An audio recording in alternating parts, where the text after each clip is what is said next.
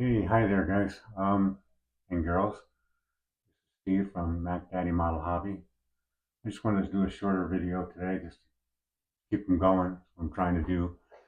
I guess you can even do them if you want to save them. You save them and send them when you send them. So I'm doing one right now anyway, just to give you a little update and show you what I'm working on. I've been pretty much got all this uh, primed.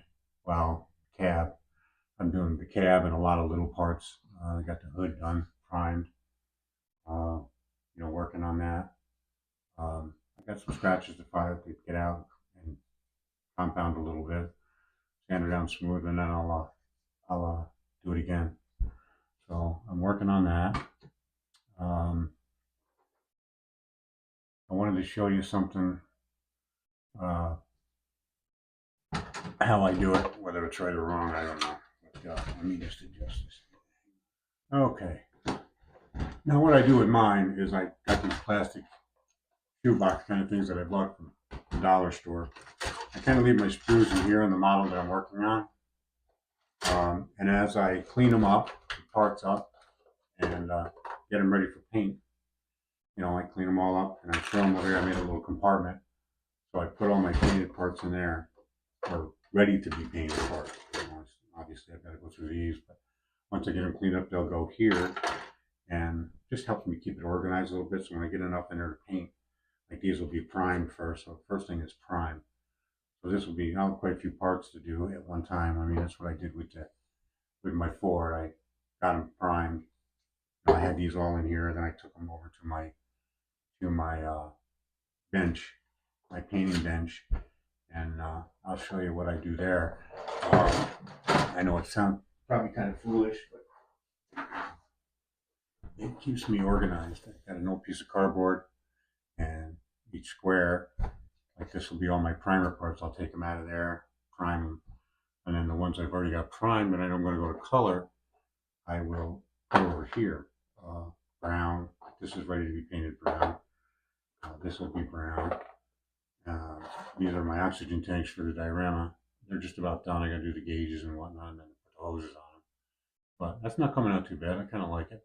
I did that hand, but that's all right. But that's what I do. I have colors marked, so I know what I'm going to do, and I usually already have my paint picked out, so I know what color brown I'm going to use or what color blue I'm going to use.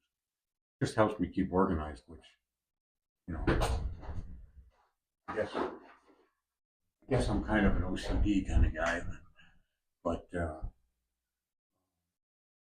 so this is my Nova.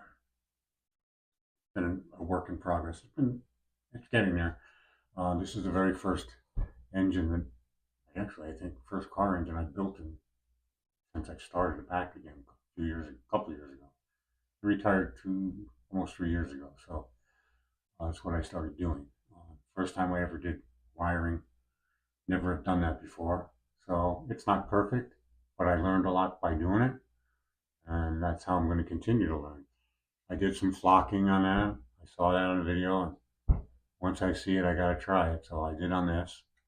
I still have the chrome to do. I still have to polish it. I've been watching videos of you guys how you polish them, wet sand them, and then get to the polish and how they shine. I'm hoping I can do that with this. This is my first model really, so of cars. So this is going to be a learning curve for me. As I go from this one, this will always be my first on a lot of things that I do. So this will be my beginning, and then each one I do, I intend to get better. I don't think this came out too bad. I like the way it looks underneath there. I didn't do anything crazy, customize or anything like that, because I will do that down the road, but not right now. But this is just, I went with the Monroe shocks. I noticed I lost one here somewhere, so I got to refix that. Um, just a common exhaust. A few lines I kind of painted. I don't know. I think it comes out pretty good. So that's just a work in progress, but you know, it's exactly that, a work in progress, and it's been. So my question is, when you're researching a model, whether it be an airplane, cars, trucks, dioramas, whatever, I mean, I know the answer is probably a lot of the research nowadays is done on the internet. Um, so you can Google a lot of that stuff. But when you're going to build an engine, what I'm wondering is, if you don't know much about that engine, do you just Google pictures? Um, or do you have magazines or um, whatever of that engine so you know what it looks like to put it together? And if you do it from a magazine, I'd like it's nice to have YouTube and you can search and hear a lot of guys talk about what they do.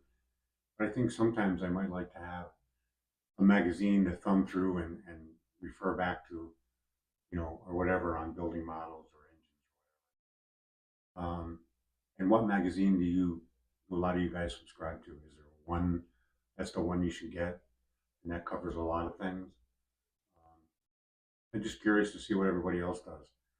Like for instance, that engine you get from 3D printing.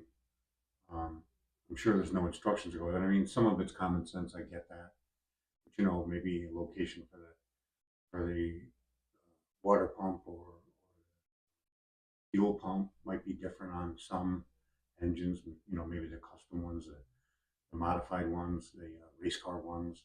Who knows? I'm just wondering where you guys get the ideas to do that.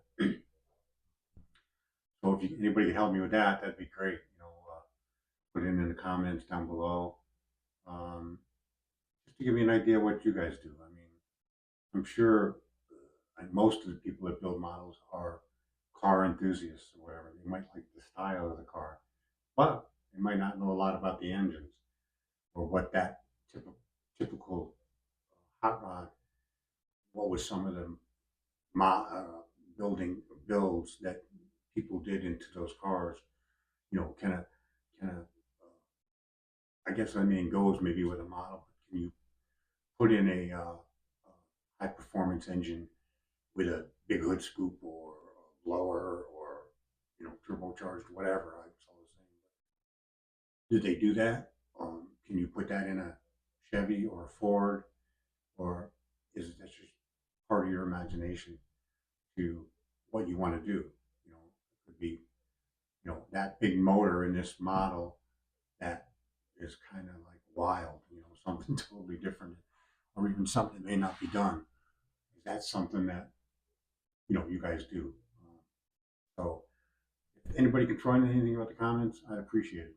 I'm sure there'll be plenty of ideas out there. I will continue definitely to watch YouTube. But I'd like to, when I build a model, at least when I do something like that, I can say, that's the way that motor is supposed to be put together. I don't want to just throw it together and not have it realistic. That's my goal, and I'd appreciate any help I can get. So again, thanks for watching. Please subscribe, give me a thumbs up. Going good, man. I'm digging it. So thanks.